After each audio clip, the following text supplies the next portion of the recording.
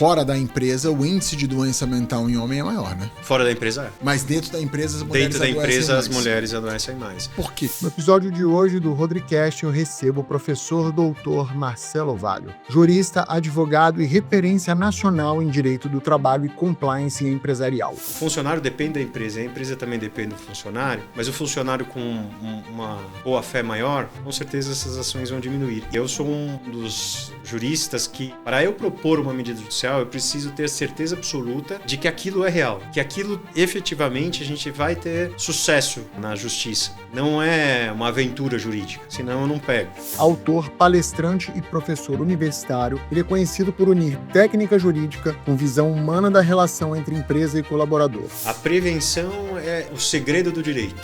Prevenir frente a essas ações. A empresa com pequenos atos ela pode prevenir e pode deixar de ter condenações milionárias. O empresariado ele tem que ser alerta, ele tem que ser esperto. Gasta-se um pouco agora para não se gastar fortunas posteriores. O direito de desconexão. Desconectar desse tudo. Negócio aqui. Do celular, Sabe? Do WhatsApp, desconectar. Um papo direto, lúcido e necessário sobre ética, prevenção e os novos desafios do trabalho no Brasil. Eu sou um feliz pagador de imposto e um infeliz recebedor de serviços do governo.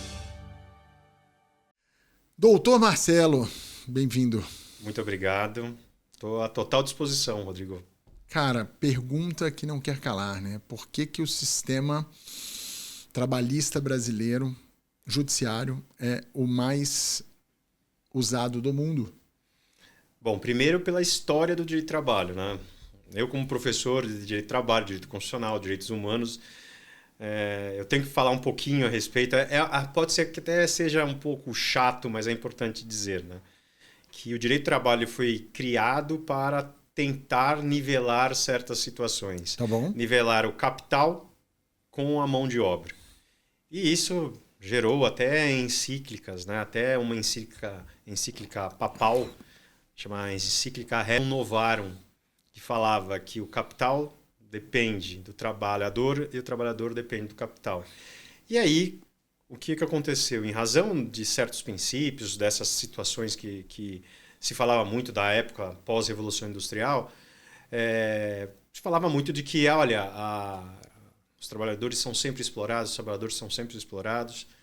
E aí começaram a criar, né, regras que eram muito mais benéficas para os trabalhadores do que para os empresários, Sim. do que na época da burguesia. E aí eles começaram a criar, né, que os direitos trabalhistas são irrenunciáveis. Então, mesmo por vontade própria, o trabalhador não pode renunciar ao seu direito, não pode abrir mão do seu direito. Começou também um outro princípio, chamado princípio in dubio pro operário. Em caso de dúvida, quem detém, né, aí a regra, e quem detém, vamos dizer assim, em parte ao direito, é o operário. Tá. Porque se falava que ele era o hipossuficiente, que ele era o vulnerável. E isso foi uma construção que se encontra ainda vigente até os dias de hoje. A partir do momento que você tem esses princípios, você sempre vai colocar, né, as pessoas sempre vão colocar falando que são totalmente vítimas. Sim. Eternas vítimas.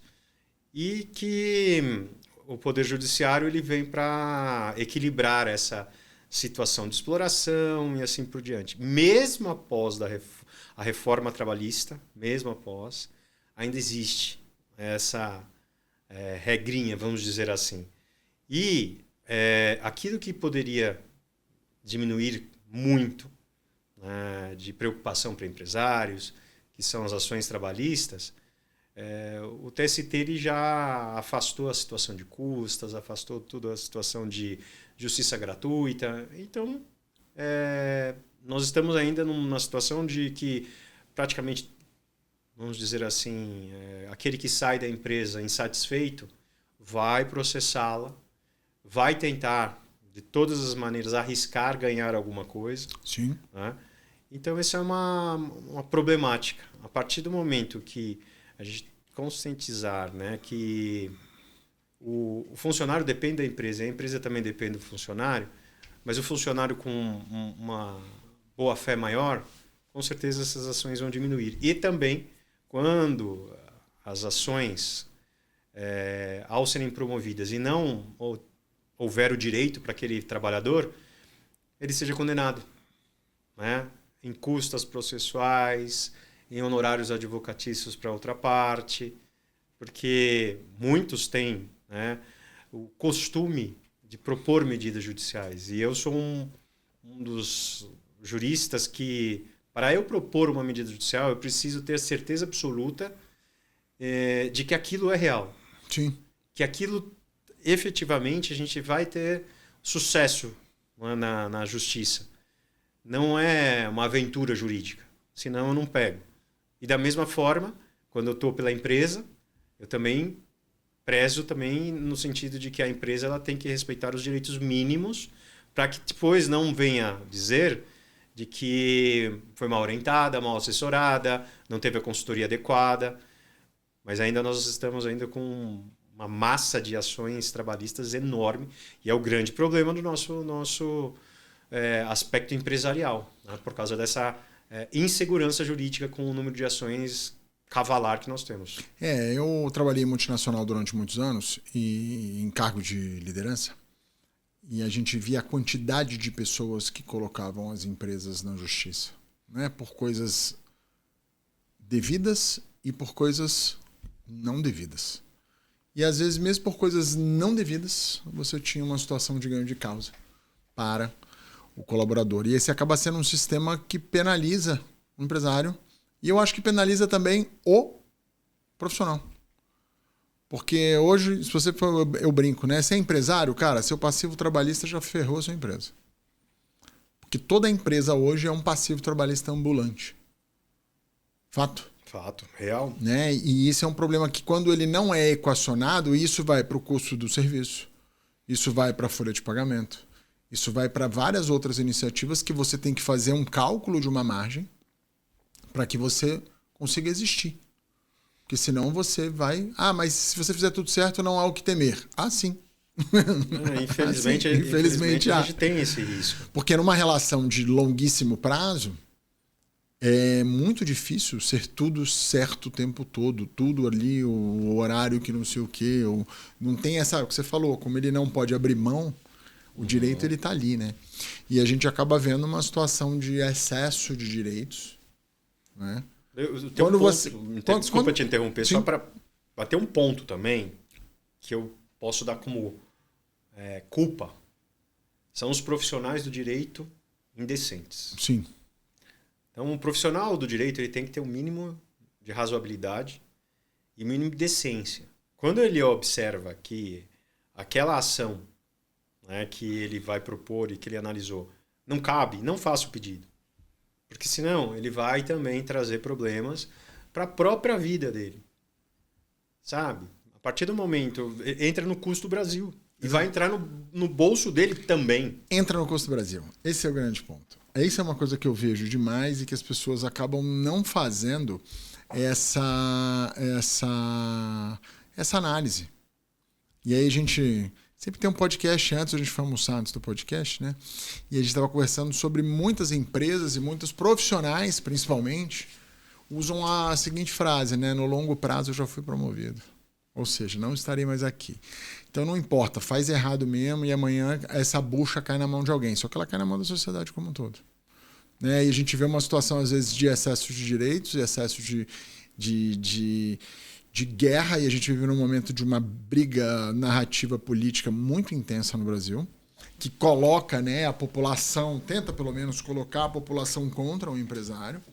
A gente sabe que existem grandes conglomerados, empresas que realmente fazem coisas abjetas, mas, sobretudo, a grande maioria dos empresários brasileiros está ali, dia após dia, sol, trabalha mais chuva, que o seu próprio empregado. Trabalha 80 horas por semana, trabalha de segunda a segunda. Ele que tem que tirar o dinheiro do bolso para sustentar a empresa. A média de prolabore é R$3.000 no Brasil. Isso é um dado, não é um achismo, é um dado. Então, assim, não existe essa situação de que todo empresário é vilão. Existe, como o empregado também não é vilão. Tem empregado vilão, tem empresário vilão. Exato. Mas a maioria não é.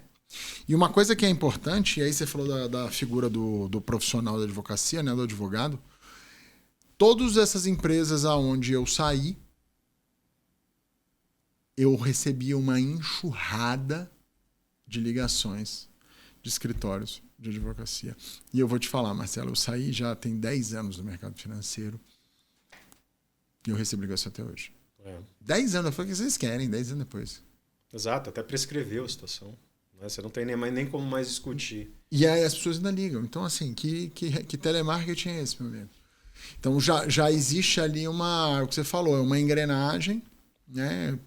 Vai ali uma má fé, às vezes, do profissional de falar, não quero saber, ele não pergunta, né? Olha, você tem direito a... E aí, enfim. E aí o Brasil não anda para frente, né? E você trabalha para os dois lados, né? Sim, trabalho para ambos, né? Tanto para a empresa quanto para... Empresa, como também para empregados, trabalhadores, prestadores. Né? Mas o início da minha carreira sempre foi direito empresarial do trabalho. Legal. Sempre foi. É que as empresas em si, elas têm os seus departamentos jurídicos internos.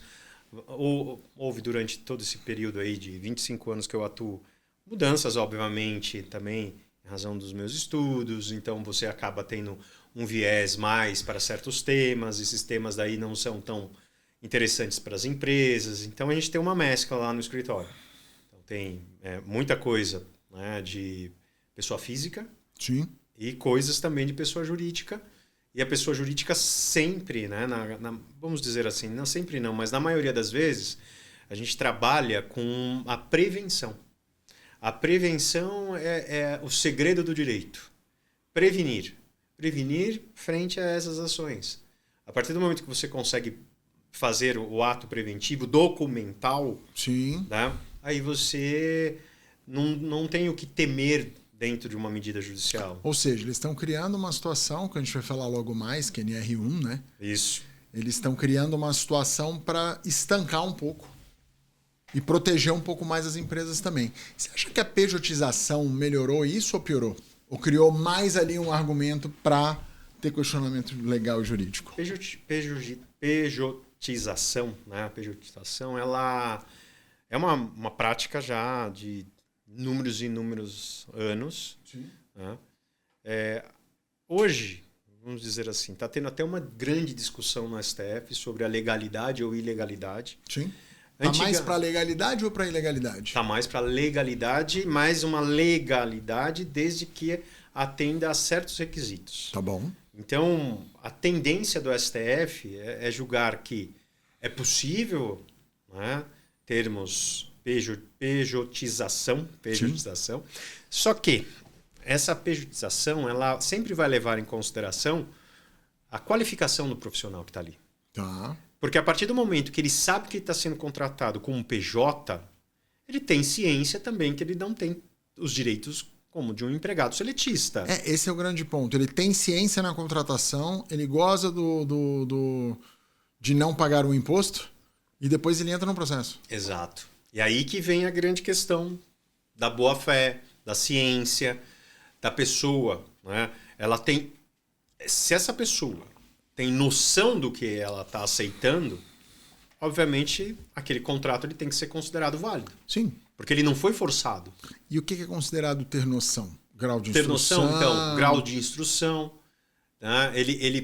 Ele não foi coagido para assinar aquele contrato. Sim. Ele sabia efetivamente que a vaga sempre foi PJ. Que a empresa dele vai ter que expedir notas fiscais, que ele não vai ter tanto tributo. Então ele tem ciência disso.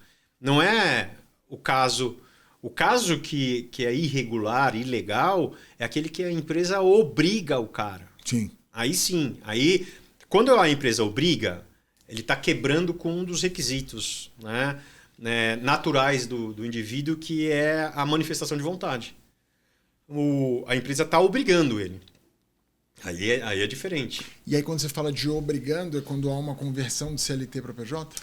Ocorre muito. É onde eu acho que mais caracteriza. Porque no outro caso é difícil de caracterizar, né, Marcelo? Olha... Porque aí o cara vai falar, não, ele me obrigou. Não, a vaga era PJ. Você não quer ser PJ, você quer ser CLT. Então não vem. né? Então, hoje eu espero que isso seja confirmado pelo STF, porque já é um posicionamento, já vamos dizer que já está sendo falado, já tem... Então, todas as ações de PJ hoje no Brasil estão suspensas em razão dessa decisão do STF, que está para ser proferida, né? E eu tenho que sempre dizer o seguinte: o direito tem que andar conforme a sociedade. Se não andar conforme a sociedade, você vai prejudicar financeiramente e politicamente o país. Não, e a gente vê os dois lados da moeda, porque de um lado você tem ali realmente uma base salarial no Brasil que é baixa, a média salarial é baixa. Então, o empresário está ganhando muito dinheiro, mas como a gente já falou, o empresário não está ganhando muito dinheiro, amigo. Alguns estão, mas a maioria não. E por um outro lado, você tem para a empresa um altíssimo custo, que é o que a gente vem falando também, para ter aquele profissional.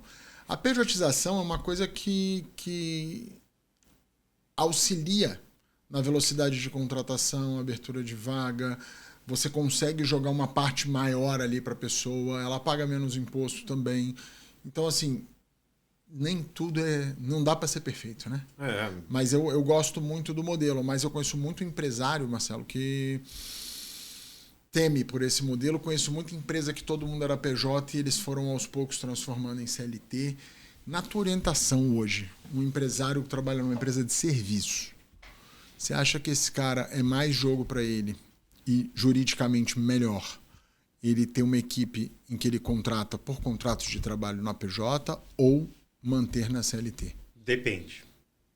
Tudo a gente tem que levar em consideração o ato que é praticado por aquela pessoa e trazer para aquela pessoa uma certa liberdade, Rodrigo.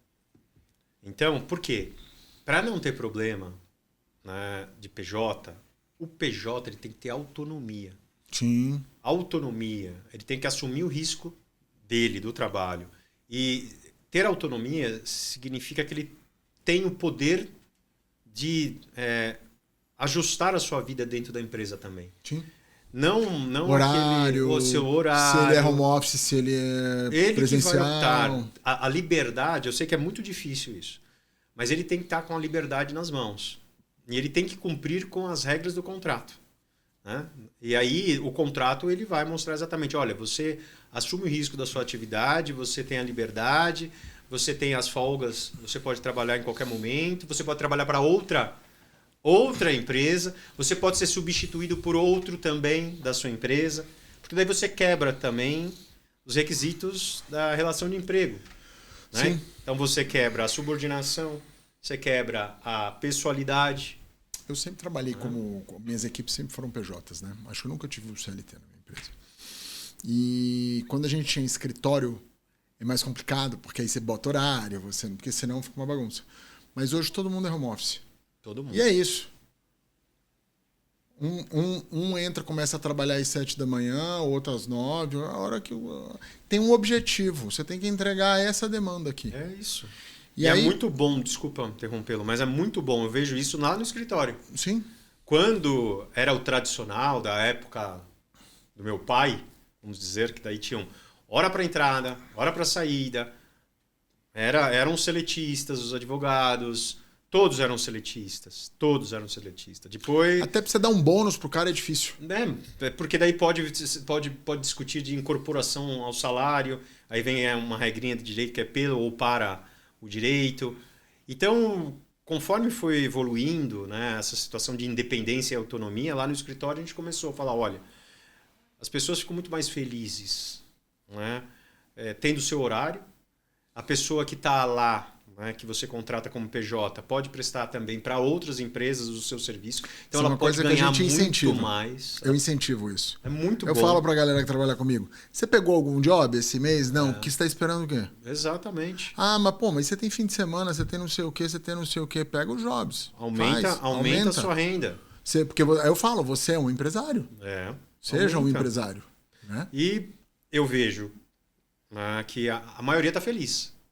Eu também. Lá no escritório eu vejo todo mundo feliz. Por quê? Porque tem um horário que ele quer, faz a tarefa, acaba na hora correta, as pessoas têm condição de ficar com as suas famílias, viaja em momentos né, que são muito mais baratos do que no momento de férias escolares e assim por diante. Só não viaja aquele que já tem filhos mais velhos que dependem disso, né, de prova e assim por diante. Exato, aí fica, aí fica ali inviável, né?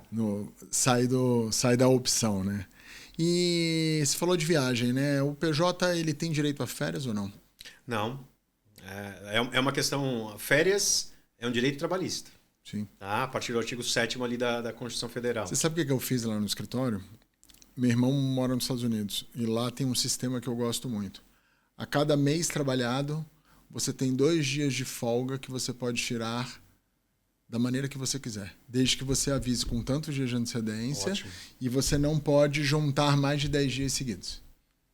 Tá excelente. Ou seja, ele ganha um bônus. Uhum. Ele tem um bônus, que é o quê? Ele vai ter aquele e está remunerado. Isso está no contrato. Isso é legal? Isso é legal. Isso é legal, porque é um bônus pelo trabalho. Aí o cara quer emendar o feriado. Você tem aí seu banco de... Você tem aí. Quantos né? meses você está trabalhando? 6 meses. Você tem 12 dias. E tem um ponto que é interessante, você sempre tem que deixar na liberdade também do cara. Olha, você me avise antes quando você for ter uma ausência prolongada. Você me avise antes só para que a gente fique alerta para poder estar alerta, para poder se organizar. Então, aí tem a liberdade disso, né? Ele vai escolher o momento oportuno. Sim. Pode escolher mais de um momento no ano, vários momentos. Que é a grande beleza, você poder... Aí tira uma semana aqui, emenda um feriado Isso. ali, e vai se programando. Ou ele manda, né? Muitas vezes a pessoa acaba evoluindo e crescendo, ela tem um braço direito na própria empresa. E manda o braço direito dele. Exato. Né? E Exato. aí já tem outra pessoa trabalhando com ele. A gente já tem pessoas que trabalham com a gente no modelo de PJ, que elas já subcontratam outras pessoas para prestar o serviço que presta. E essa é a tendência. E eu acho que o mercado de trabalho vai caminhar para isso e estamos ansiosos pela determinação aí. Eu espero que o STF ele caminhe como você falou, com a realidade. Com a sociedade. Porque é isso que vai fazer com que o custo das empresas diminua, faz também com que as pessoas fiquem mais felizes e não paguem tanto tributo também. Né?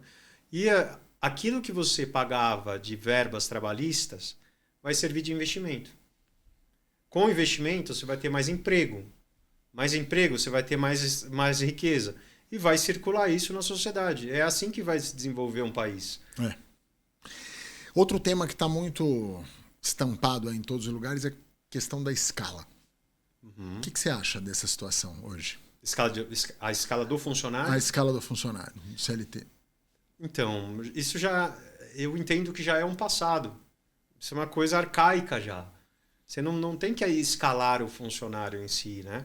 Você tem que orientá-lo e ele ter a razoabilidade do trabalho adequado. Óbvio que tem certos perfis que você tem que ter pré-determinações, né, através de uma escala de trabalho, mas a tendência não é essa. A tendência é sair da questão da escala. E aí você tem no contrato CLT, esse aqui é 3 vezes por semana, esse é 4, esse é 5, esse é 6, esse é 7. Porque a gente tem vários tipos de contrato. Como né? CLT também. Como CLT também. Então você tem contrato por prazo determinado, contrato por prazo parcial, contrato por tarefa. Tem vários tipos de contratos. Você tem condição de usá-los. Você tem condição. Você acha que as pessoas não usam hoje por desconhecimento jurídico? Desconhecimento. Total desconhecimento. E a importância de ter assessoria jurídica correta. Porque muito fica nas mãos, com todo respeito, de uma contabilidade. Eu ia falar isso, fica na mão do contador. E a contabilidade, na realidade, ela faz a parte trabalhista como um prêmio. Na realidade, você, como empresa, paga a contabilidade e a questão tributária de notas, de recolhimento de tributos e certas coisas. Né? E o direito do trabalho, a parte trabalhista, ela precisa ser bem profissional. Porque, além dessas regras administrativas, a gente tem regras legais muito bem ajustadas.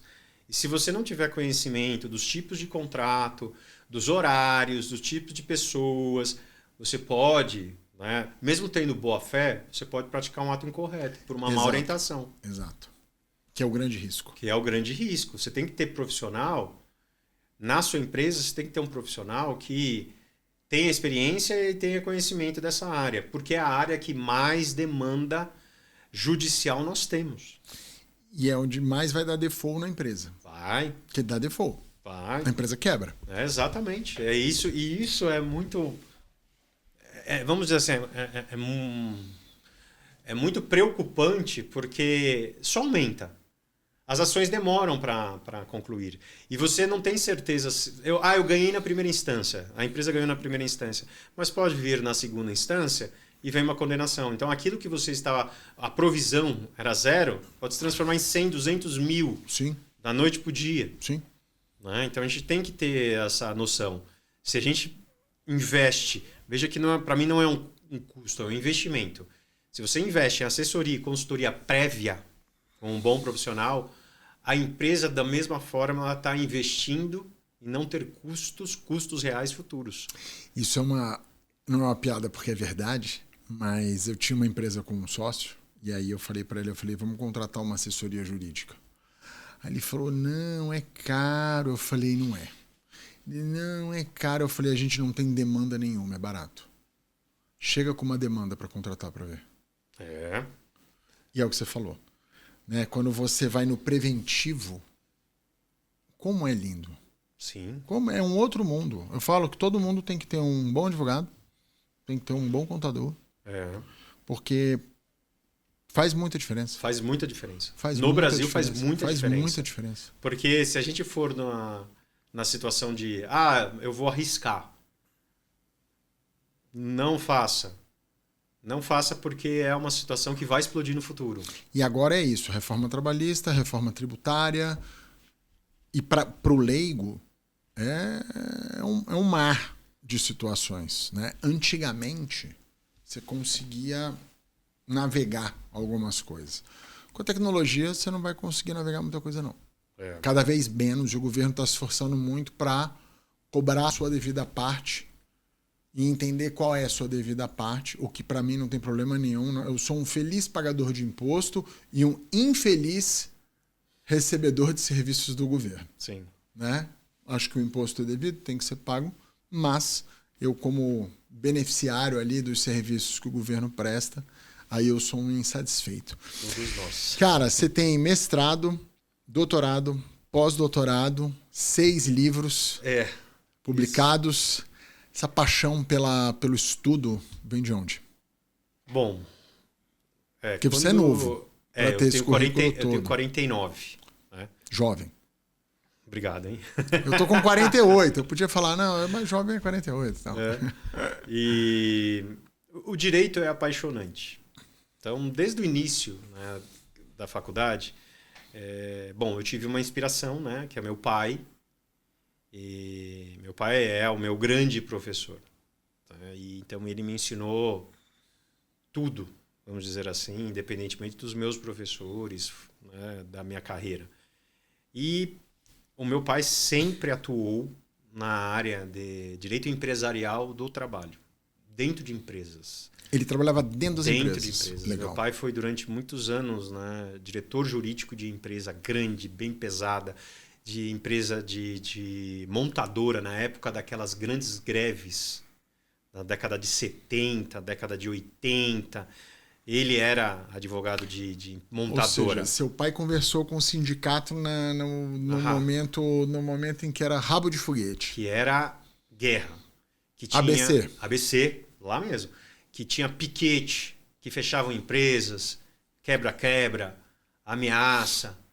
Então ele passava muito dessa experiência para mim. Né? Da época de Vicentinho, de Lula... daquela época pesada mesmo, que os sindicatos eles iam para enfrentamento mesmo. Enfrentamento. Era físico o negócio, o embate. Era físico e psicológico demais. Sim. Psicológico demais. Teve uma época que a moda era dominar empresas. Então, teve uma empresa que ele foi diretor jurídico e a empresa era uma empresa de aço, uma alemã gigantesca. E tomaram uma empresa. Tomaram uma das unidades. E literalmente? Tomaram literalmente e ficaram esses funcionários, né, da época... Era uma siderúrgica? Era uma siderúrgica. É o movimento dos sem siderúrgica, então. Era bem... E tomaram a E empresa. aí, dentro dessas siderúrgicas, né, existe uma caldeira, né? Eles ameaçavam a apagar a caldeira, porque se apaga a caldeira, racha a caldeira. E é uma fortuna a caldeira. Sim. Então, tudo isso eu fui aprendendo com meu pai e fui estudando. Ele sempre atuou também. Daí depois ele teve o escritório, que eu sou o sucessor, né, e com toda a equipe. E aí eu fui aprendendo com ele. A gente foi atuando muito para empresas e eu cada vez mais pegava mais paixão, né, no direito constitucional, que é uma matéria que eu amo, o direito do trabalho, direitos humanos. E aí eu fui trazendo, né, cada vez mais essa habilidade de estudar. E desde a época que eu me formei, né, graças a Deus eu fui um estudioso mesmo na faculdade, porque eu gostava, Sim. era paixão. Sim. Aí ao acabar a faculdade, eu falei, olha, eu não vou parar, né? Não vou parar, eu quero dar aula. E no ano seguinte, eu já comecei a dar aula. Né? Isso nos anos 99, mais ou menos aí. Comecei a dar aula. Aula para a faculdade. Aula para faculdade. Né? E, na paralela, eu comecei o mestrado, né? Lá na PUC também. E aí fiz o meu mestrado em Direito do Trabalho. Aí engatei um doutorado daí também, só que daí eu fui para fora. E eu fiquei alguns anos fora, daí eu fiz na Argentina, na Universidade Federal de Buenos Aires. Legal, morou quanto tempo lá? 2 anos e 8 meses. Que idade você tinha? 30 e pouco. Recente, tem uns 15 anos. Mais. Tem mais. Aquela época era boa. Época boa. Pegou uma época boa. Época excelente para se estudar lá. O nosso dinheiro era muito valorizado. Sim. Valeu muito a pena, porque foi uma baita de uma Eu experiência. gosto muito de lá, de Buenos Aires. Muito. Eu moraria tranquilamente em Buenos Aires. E aí eu tenho vários amigos, né, até hoje. Eu estudo muito o direito argentino. Muito, adoro. Aí eu concluí esse doutorado e aí eu falei, não vou parar. Aí eu falei, vou fazer outro doutorado. E aí eu fiz outro doutorado em Direitos Humanos. Aqui em São Paulo. E sempre dando aula. Eu comecei a dar aula em cursinho preparatório para a OAB. Legal. Em seguida eu fui para cursinho preparatório da Magistratura do Trabalho e Procuradoria do Trabalho. E aí depois que eu fui para a faculdade, né, para dar aula em faculdade efetivamente. Ou seja, você conhece todo mundo. Então, graças a Deus, eu tenho um universo aí que, graças a Deus... Quantos anos dando aula? Desde 99, né? E você ainda leciona hoje? Sim. E é uma paixão? Paixão. Só que assim, lecionar hoje, né? Eu fico muito mais na pesquisa, né? Sim. Muito mais na pesquisa. Você orienta também?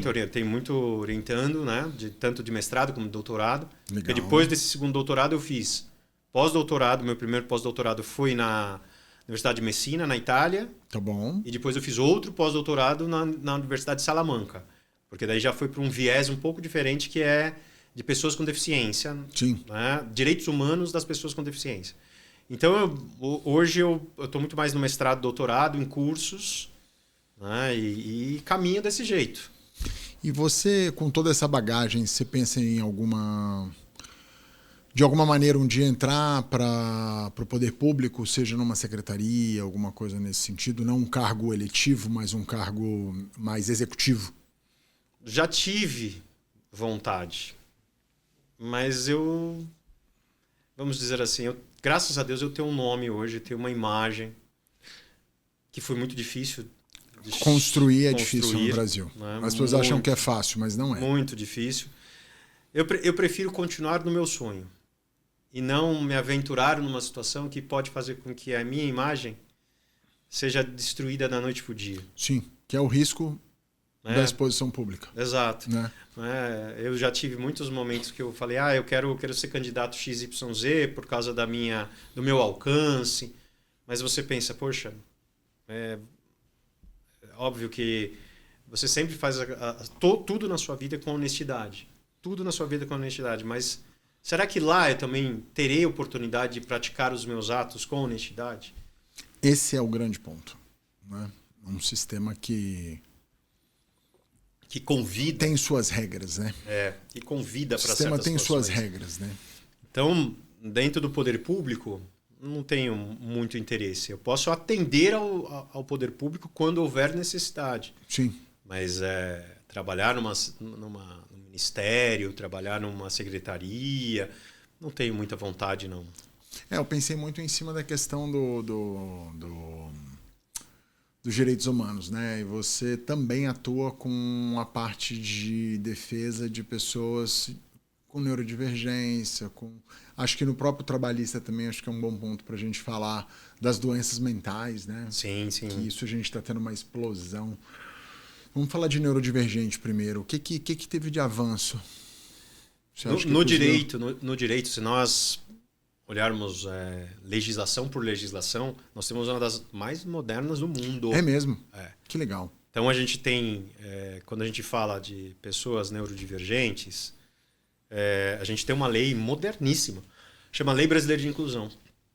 Essa é uma das mais modernas do mundo. E ela teve como inspiração um tratado internacional de direitos das pessoas com deficiência que adentrou no nosso ordenamento jurídico como norma constitucional. E essa é uma norma constitucional fortíssima. Então tem a norma constitucional e abaixo a Lei Brasileira de Inclusão. E essas duas legislações, elas se aplicam às pessoas com deficiência. E o grande problema no nosso território vamos dizer, cumprir com a lei. Né? Porque questão do Brasil, complexo. A lei existe. A lei existe. O cumprimento da lei que é complexo. O cumprimento da lei é bem complexo e também muita gente não tem conhecimento. Então, tanto a pessoa com deficiência como a sua família e também o empresariado não tem esse conhecimento. Porque é uma legislação muito específica. Na faculdade, normalmente, quando eu dou aula a respeito disso, né, lá atrás... Quando eu dei aula, eram 2 aulinhas só para esse tema. Para um tema importantíssimo. Um tema gigantesco. Como você falou, e com uma legislação de primeira linha. Sim. Ou seja, eu tenho a melhor máquina, mas eu não uso. Exato. E a gente tem vamos dizer assim, tem muito campo.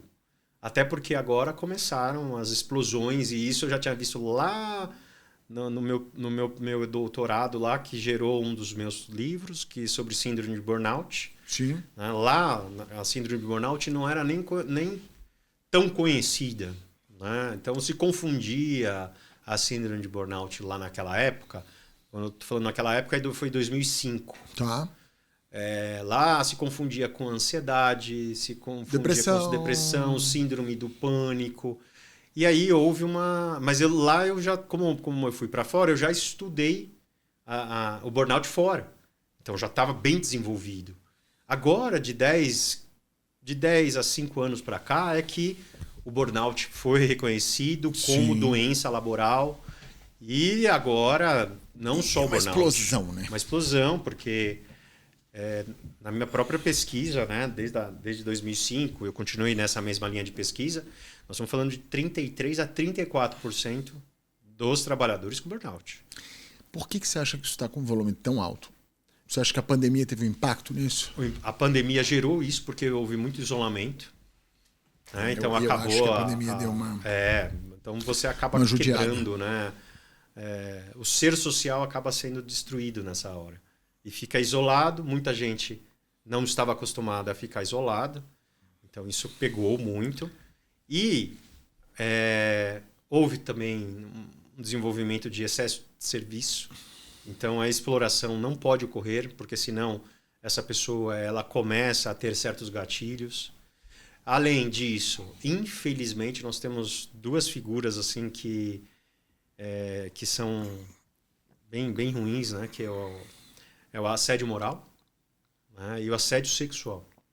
E eu estou falando de assédio moral e assédio sexual de ambas as partes. Sim. Não importa se é masculino para feminino ou feminino para masculino. Hoje é dos dois lados. Masculino, né? Tanto faz. Isso tem ocorrido, eu vejo demais. Cresceu? Né? Muito. Engraçado, né? Porque a gente acha que com a evolução da sociedade, a gente acha que com a exposição de diversos casos, como houve, tem 20 anos que se fala de assédio sexual, Tem 20 anos que isso é exposto na mídia. Tem 20 anos que isso faz executivo cair. Tem 20 anos que isso traz problemas. E você está me dizendo que aumenta. Aumentou. Porque as pessoas elas estão buscando um degrau maior a todo custo. E isso acaba gerando que essa pessoa ela praticará qualquer ato que seja possível para atingir aquele objetivo. E muitas das vezes é pisando, ou fazendo com que aquela pessoa ela tenha metas impossíveis, ou dando metas praticamente impossíveis, ou dando metas que não são metas alcançáveis efetivamente. Então eu ouço isso todos os dias, que é o chamado esgotamento. Esse esgotamento em razão do trabalho é o que nós devemos prevenir, como nós estávamos conversando. Sim. A empresa tem que prevenir essa situação. Existe um ponto, eu sempre fiquei nessa dúvida, né? Assim, eu trabalhei no mercado financeiro há muitos anos. E eu brinco que lá era uma fábrica de criar maluco. Porque lá a gente já via isso, né? Já via pessoas tomando remédio controlado, mas assim... Constante, né? Constante, e era uma conversa muito fácil. Né? E você já via que tinha um problema, e óbvio, você tinha muita cobrança, muita meta e tal. E eu sempre falava para as pessoas, não adianta você brigar porque a meta está alta. Porque eles dão uma meta alta, tem um herói que vai entregar essa meta. Esse cara é colocado no alto do monte para você bater palma para ele, e aí olham imediatamente para você e falam, tá vendo? Ele conseguiu. Por que você não consegue? E óbvio, que a gente sabe que eles têm toda uma alavanca em cima disso. E aí eu vejo duas situações. Uma, opção do colaborador de trabalhar nesse ambiente ou não. Ponto 1. Que eu falo que aí sai do problema da empresa e vai, por exemplo, eu trabalhei num banco específico, eu não vou falar o nome dele, mas ocorreu uma situação dentro do banco. Eu, como gestor, dei uns berros lá, numa reunião, era muito novo, e tinha 26 anos de idade. Já era gestor de uma equipe de 20 pessoas. E aí, eu lembro que eu saí da reunião, todo mundo saiu, que barata voa, né? Porque eu, surtado, dia de fúria. E aí tinha um vice-presidente do banco que ficava na sala do lado. E aí ele... Falei, puta, eu vou sair, o cara vai me demitir. Porque não tem como ele não ter ouvido o que eu falei aqui dentro. E ele fumava charuto dentro do escritório nessa época, né? Aí quando eu saio, ele tá lá parado com o charuto assim, ele ficou me olhando. Tá pegando um jeitão, hein, cara? Vai ter sucesso aqui dentro, tô muito feliz por você.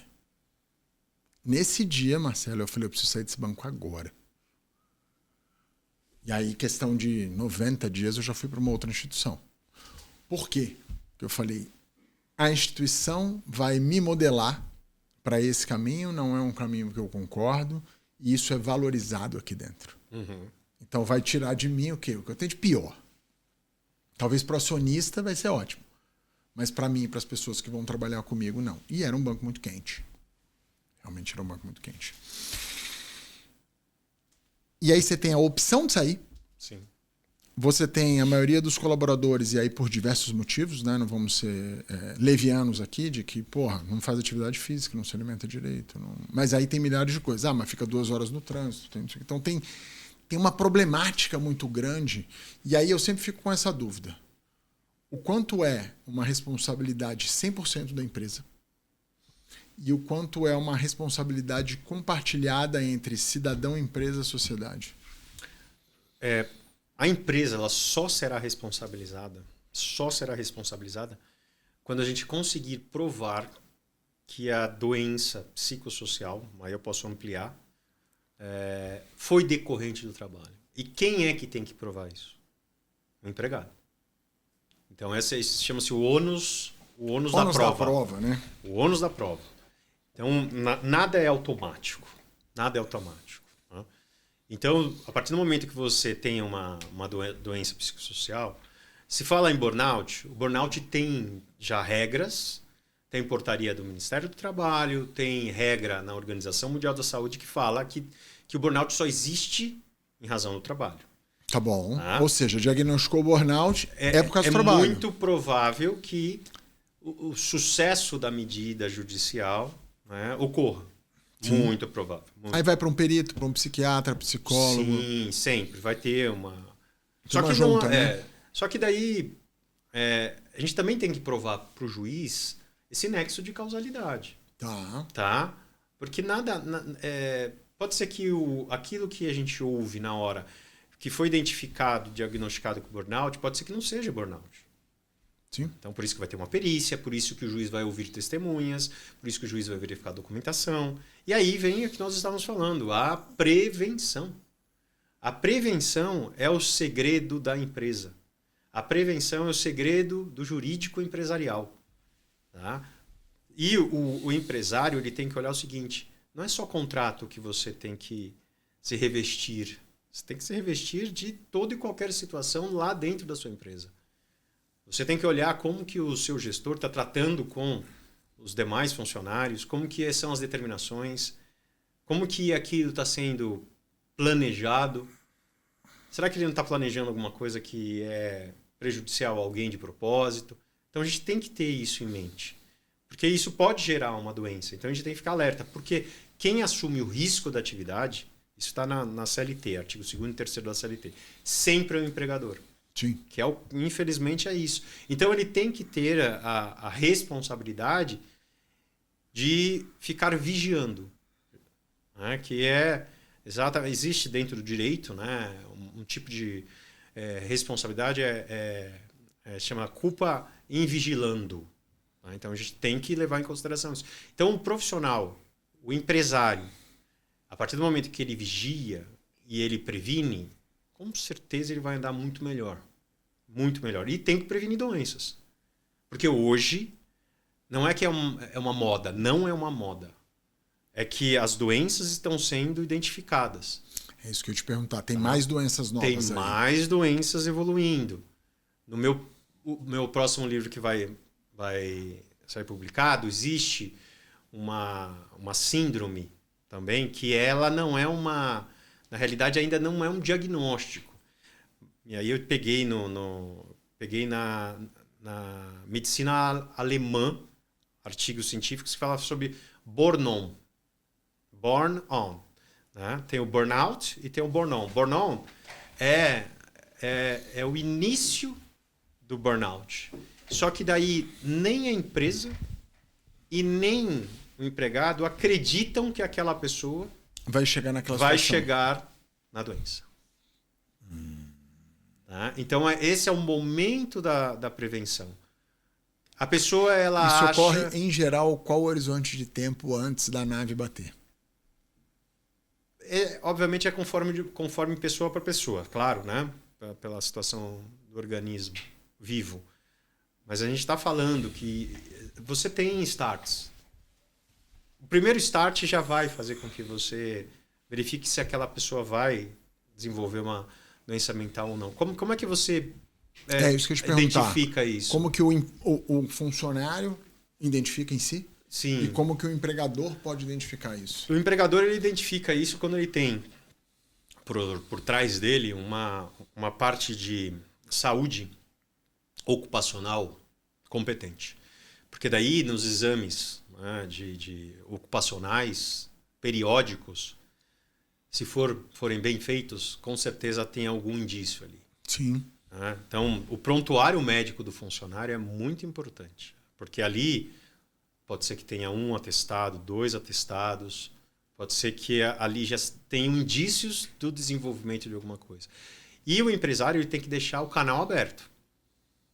Canal aberto para conversas, para manifestações, para que isso seja evitado.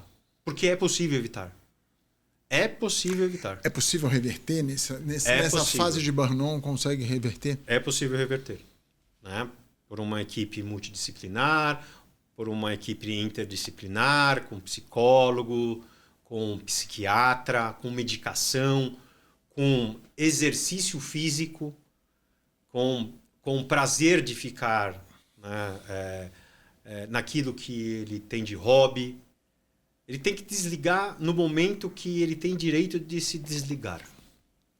Né? O que hoje a gente fala, e isso eu tenho alguns artigos sobre isso, que chama-se o direito de desconexão. Desconectar desse negócio aqui. Do celular. Sabe? Do WhatsApp, desconectar. E não chamá-lo, né? Eu tenho dificuldade disso, hein? É muito difícil. E eu me sinto bem drenado. Eu fico gerenciando. Eu já sei quando eu tô caminhando para dentro do olho do furacão. Então a gente sente isso. 2 coisas me tiram. Exercício físico, que eu já faço sempre, e ler. Ler é uma coisa que me... O meu é pesquisa, que eu amo pesquisar, né?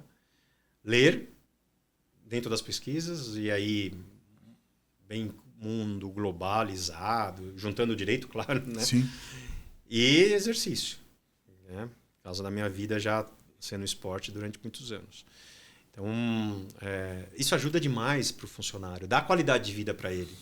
Vai ficar muito mais feliz. E você acha que isso é uma função da empresa? Promover esse tipo de questão? Porque eu vejo lá a empresa, por exemplo, a empresa dá o Gym Pass para o funcionário não vai. Então, mas aí vem a política interna da empresa de exigência. Né? E aí também tem um outro ponto. Você, quando é advogado da empresa, você também tem que ficar alerta nessas situações de ausência. Porque isso vai mostrar o seguinte, olha, aquele funcionário tem à disposição dele um remédio, que é o exercício físico. Se ele não está usando, é porque ele está assumindo a culpa de qualquer problema. E existe dentro do direito uma chamada excludente de responsabilidade, que é a chamada culpa exclusiva da vítima.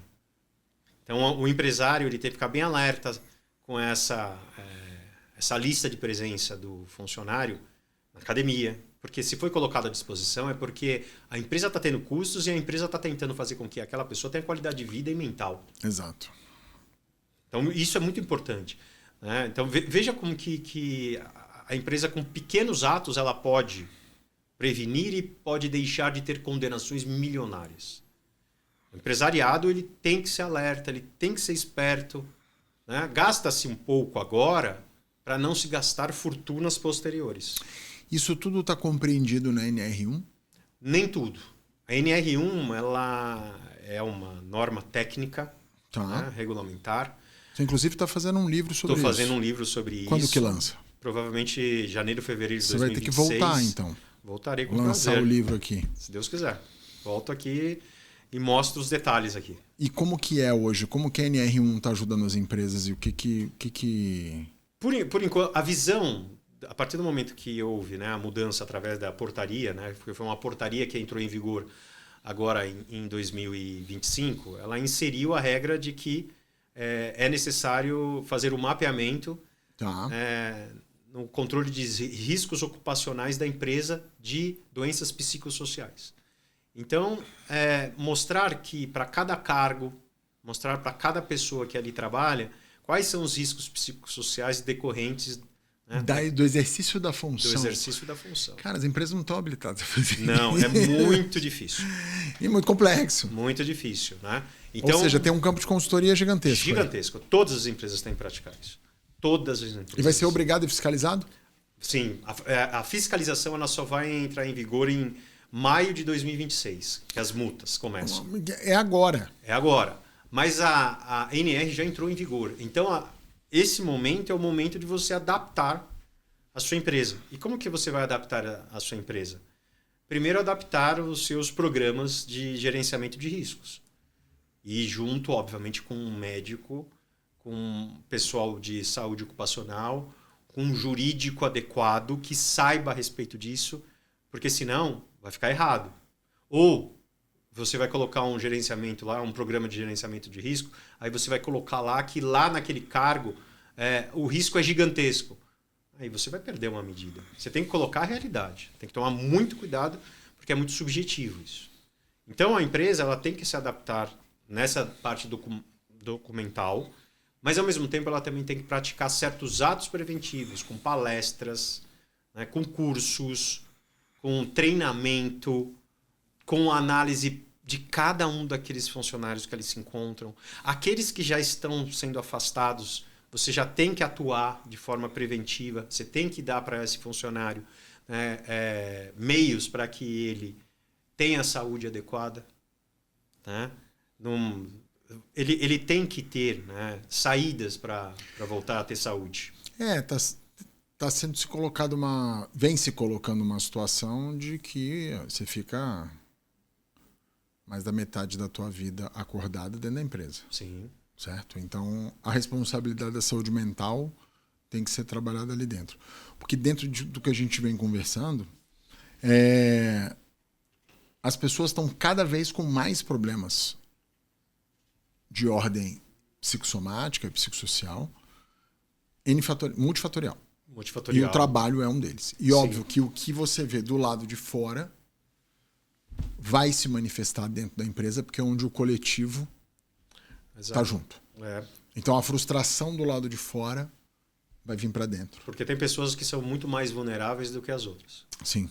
Então isso você pode documentar também. Estou falando como advogado da empresa. Ou seja, você precisa ter um cadastro de saúde mental de cada funcionário. Você precisa ter um prontuário médico do seu funcionário adequado. Para quê? Para você se defender de atos de má-fé, quando o funcionário tem a má-fé, ou se defender contra também funcionário de boa-fé, que daí você tem o direito de defesa, ampla defesa. Sim. Né? E também, esse prontuário também serve de munição para tratamento. Que é muito melhor você tratar... Dizer para o funcionário, você precisa desse tratamento. Não vou fazer. Não, tá aqui. Tá aqui, tá à disposição. Está à sua disposição. Se você não o fez, você tem culpa exclusiva disso. E você acha que isso vai diminuir a quantidade de processos por problema de saúde mental? Aquela empresa que praticar a lição de casa vai diminuir muito. Mas aquela empresa que não fizer a lição de casa e fizer para inglês ver, como o pessoal fala, nas coxas, aí vamos dizer, vai ter um problema gigantesco, porque vai ser uma onda. E é assim, a partir do momento que você é condenado em uma ação de doença, jurisprudência, né? Você já tem um precedente. Um precedente dentro da empresa. Gigante. Não é uma jurisprudência, é um precedente, né? E esse precedente pode gerar para você problemas futuros também. Se aconteceu com um, pode acontecer com outro. Vai dali, vai pro colega. Exato. Que é o que a gente via no banco. O cara sai e processa, aí ele bota o colega de testemunha. Aí quando esse sai, o outro processa. Aí dentro da mesma unidade, todo mundo sai, todo mundo processa. Esse jogo de xadrez começa. Então a empresa ela também tem que ser tática, né? Então aí vem a tática jurídica. E além do burnout, o que você está vendo crescer muito? O assédio muito, né? Sim. O assédio do assédio. Né? O assédio demais, né? O excesso de serviço. E a partir do momento que tem essas atitudes, né? Principalmente, vamos dizer, 80% das vítimas, tá? São mulheres. Tá? E que... De assédio moral e sexual. Moral e sexual, 80%. Uhum. Puxado, hein? Bem alto. E o que acontece? Elas também são de doenças psicossociais, 80% a 90% são mulheres. E é curioso isso, porque fora da empresa, o índice de doença mental em homem é maior, né? Fora da empresa é. Mas dentro da empresa, as mulheres adoecem mais. Por que você acha que isso acontece? Por causa... Dupla jornada? Por causa de que a mulher ela tem seus afazeres, ela na maioria das vezes tem filhos, na maioria das vezes tem outras preocupações. Hoje, nós podemos dizer que 50% a 60% das famílias é liderada por mulheres. Sim. Né? Então, a gente está falando de uma sobrecarga. Ela própria tem que observar essa sobrecarga. A empresa tem que olhar também para a pessoa, para que ela não tenha essa sobrecarga. Óbvio que ela tem metas, ela tem estratégias, ela tem que cumprir essas metas. Eu ia perguntar exatamente isso. Onde que fica essa fronteira? A fronteira é o abuso. Isso está no artigo 187 do Código Civil. É aquele ato lícito, mas quando você abusa, ele se transforma em ato ilícito. Aqueles que estão nos ouvindo aqui, só deem uma olhadinha nesse artigo 187 do Código Civil. Vai no Google, dá uma olhada lá. É um ato que a gente pensa que é lícito, Mas quando você abusa do seu ato, quando você abusa do poder diretivo do empregador, aquele ato que você pensava que era lícito ele se torna transforma ilícito porque ilícito. ele não vira negociável, né? Exato. Ele é imposto. Exato. Então é sutil, mas a pessoa sabe muito bem quando está ultrapassando essa linha. Infelizmente, muitos ultrapassam a linha. Mas é questão de treinamento, Rodrigo, questão de treinamento, gente. É orientação. Nas minhas empresas, clientes, o que eu faço? Constantemente vou dar treinamento para gestor. Vou dar treinamento para vice-presidente, CEO. Todos. As empresas, você trabalha com nível de empresas mais alto, né? Mas você acha que na média assim do Brasil, falando daquela empresa que tem 5 funcionários, 10 funcionários, como que esse cara tem acesso a esse tipo de informação? Muito difícil. Porque quem detém a informação não quer passar. Né? E aquele que tem a informação, muitas das vezes é caro. Sim. Né? Então, cria um processo de escassez. Exato. Do conhecimento, e o conhecimento escasso tem valor. Exato. Então, aí ele vai buscar um profissional que não é tão qualificado e pode ter problema. Né? Pode ter problema. Mas a informação, que nem o que nós estamos passando aqui, vai ajudá-los. Com certeza. Vai ajudá-los, com certeza. Porque a maioria no Brasil é pequeno empresário ou médio empresário. Sim. Né? E aí vai ajudá-los. E também hoje, né, eu acho que a visão do empresário ela tem que ser bem da prevenção, como nós estamos falando aqui. Pode ser até caro agora, mas lá na frente é barato. É barato, eu falo para as pessoas, soma e vê quanto custa. Exato, porque eu recebo questionamentos diários. Vocês não imaginam, as pessoas que estão ouvindo aqui, vocês não imaginam o que é, né, o número de questionamentos que eu recebo. Por quê? Eu faço, né, é o meu costume de fazer assessoria, é uma espécie de hotline. Papum, papum, papum. Para quê? Para que, primeiro, seja rápido. Tem que ser rápido. Né? E segundo, a empresa ela detém aquela necessidade imediata de resposta. Que pode ser uma coisa de super urgência. Sim. Então, esse é o grande diferencial no direito. Tempo. Muita gente chega e... não, eu preciso de 24 horas, 48 horas para pesquisar o tema, para não sei o quê. Desculpa, isso não é mais... Né? Não é mais assim. Não, especialista do assunto. Não é mais assim. Você tem que estar super especializado no tema para responder para o seu cliente imediatamente. Você acha que a inteligência artificial vai ajudar muito nisso? Vai dar um apoio. Essa velocidade das coisas? Vai dar um apoio. Só que ela não é tão inteligente como a gente imagina. Não, sim. Isso. Tem muita gente que acha que ela é super inteligente, mas ela ainda não está nesse lugar, não. Não. Vai ficar. Sim. Mas ainda está em treinamento. Né? Dentro do escritório eu tenho inteligência artificial que me auxilia. Sim. Né? Mas me auxilia. Né? Muitas das vezes quando você... Não faz por você. Te auxilia. É o que eu falo, você discute com ela. Exato. Ela não fala para você o que você está armazenando para o seu assistente artificial, exato, né, te ajudar, tão somente. Exato. E aquilo que é feito pela AI, ela muitas vezes tem coisas antigas, não estão atualizadas, ou cria coisas que não existem, cria jurisprudência que não existe. Então não adianta, né, o empresário tem que tomar muito cuidado e falar assim, eu não vou contratar um profissional especializado, eu tenho minha inteligência artificial, cuidado, gente. Cuidado. Eu falo, eu gosto muito de ler. E as pessoas falam, pô, você lê pra caramba, por que você não pega e pede o resumo no chat GPT? Eu falo, então, porque o que ele me falar é verdade. Se eu leio o livro, o que eu faço hoje? Eu leio os livros, eu vou armazenando coisas que eu acho interessantes dentro do livro, dentro de uma aba do ChatGPT, e vou falando, li esse trecho aqui, não sei o que, não sei o que, não sei o que. E aí depois eu falo, maravilha, vamos colocar isso agora num framework operacional.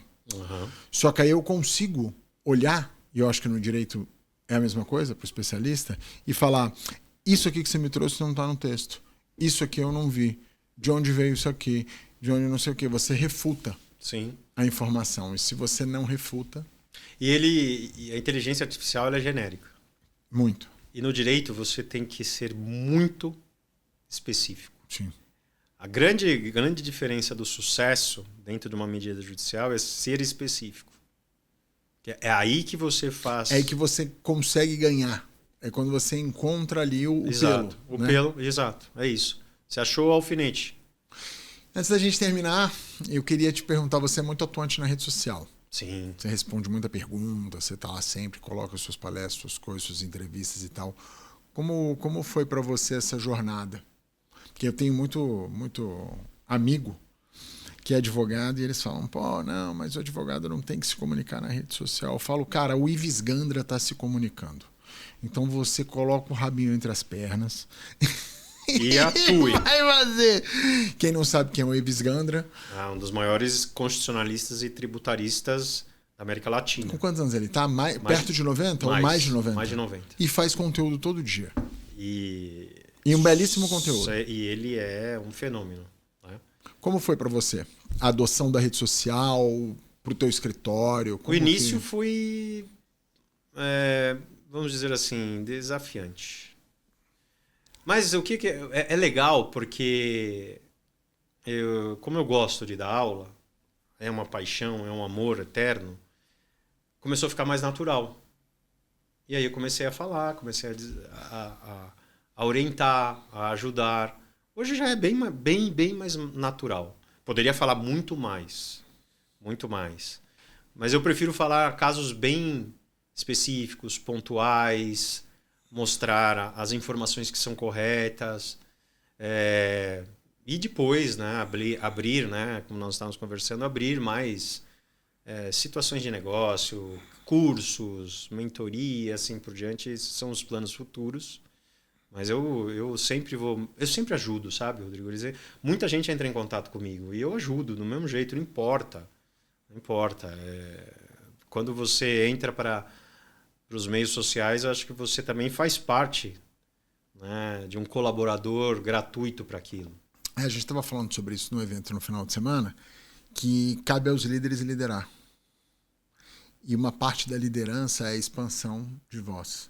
Né? E aí, quando eu falo voz, é conteúdo, conhecimento, aprendizado. Então, hoje o líder tem duas grandes funções: aprender e ensinar. Porque o mundo está mudando muito rápido. E não dá para esperar que isso vá vir da parte de baixo da empresa. Isso tem que ser uma coisa cultural de topo. Né? Então, cada vez mais o líder está sendo exigido. E nas redes sociais, eu não falo só sobre direito do trabalho, direitos humanos, não. Quem observar um pouquinho meu Insta, meu Face e assim por diante, vai observar que eu gosto de falar muito das decisões de STF, muito de projeto de lei, sobre essas situações, né, muito atuais de dosimetria da pena, mudança, anistia... Né, só tema polêmico. A gente tá num momento bem polêmico. Né? Eu adoro, porque direito constitucional é aquilo que eu dou, eu dou aula nisso e é o que eu adoro de paixão. Então eu entro de verdade nessas discussões. Né? Então é legal porque daí você traz sempre outras pessoas que têm um grau de conhecimento muito bom, que vai discutir com você, você vai aprender. Sim. Né? E você pode até mudar o seu posicionamento. É um fato. É muito bom. É um fato. Marcelo, queria te agradecer demais por estar aqui com a gente, esclarecer tantos pontos que são extremamente importantes, eu acho que para a vida do empresário e dos colaboradores também. E aguardo você aqui para o lançamento do livro. Combinado. Fica livre para você deixar uma mensagem final. Perfeito. Para quem está nos assistindo. Para quem está nos assistindo, primeiro gostaria de agradecê-lo. É muito bom estar com você. Seu programa é espetacular, né? Obrigado. Só pessoas brilhantes. E ao receber o convite eu fiquei muito feliz, lisonjeado. E aqueles que estão me assistindo, eu fico à total disposição. Né? O direito é uma paixão. Quem quiser me seguir, né, na rede social é Prof. Marcelo Valho.